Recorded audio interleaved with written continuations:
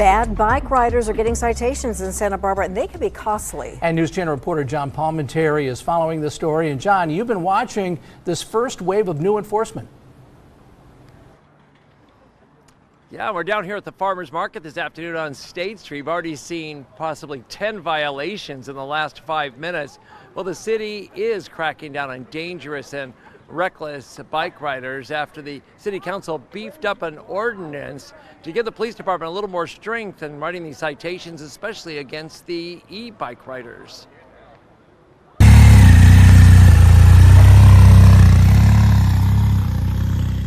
Santa Barbara police are stopping bike riders with a new ordinance that allows them to write what are called administrative citations for dangerous or risky bike behavior.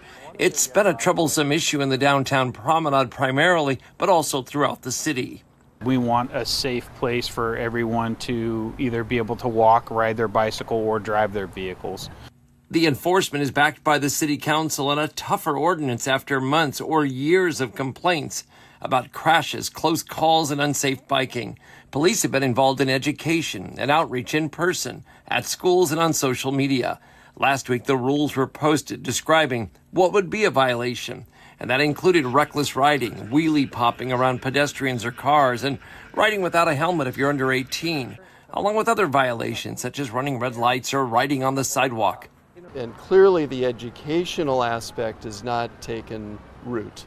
So now they're into the enforcement aspect. And I think that'll have a bigger impact because that will spread amongst the young bike riders, and they will realize that, there are potentially consequences to bad behavior on state.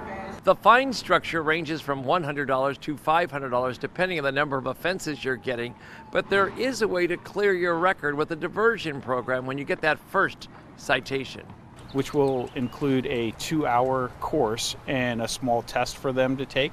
As long as they pass that test at the end of the course with an 80% or better, then the citation is excused.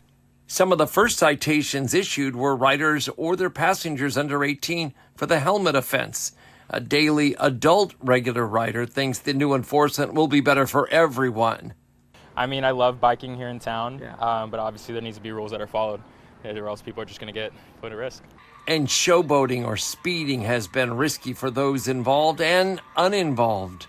If you're going to be riding on the streets here in Santa Barbara with a bike, I think it's important to be aware of what you're doing. You shouldn't just be going around being reckless. You're going to be putting people at danger no matter what. Along with the e-bikes, the electric skateboards, the electric scooters, all of those items also are covered under the ordinance.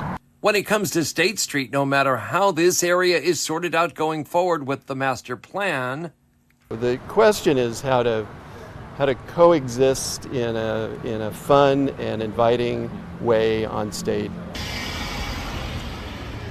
And when it comes to those e-motorcycles, the one that can go 0 to 50 in 3 seconds, if you're riding those on a city street and the police stop you, they will confiscate it, tow it, and impound it for 72 hours. Those are not street legal. Down here during the farmers market, a piece of advice: you have to walk your bike during the farmers market.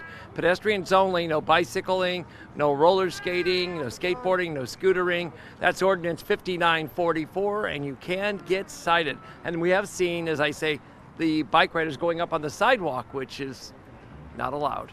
Reporting live at the farmers market in downtown Santa Barbara's Promenade, I'm News Channel reporter John Palmentary.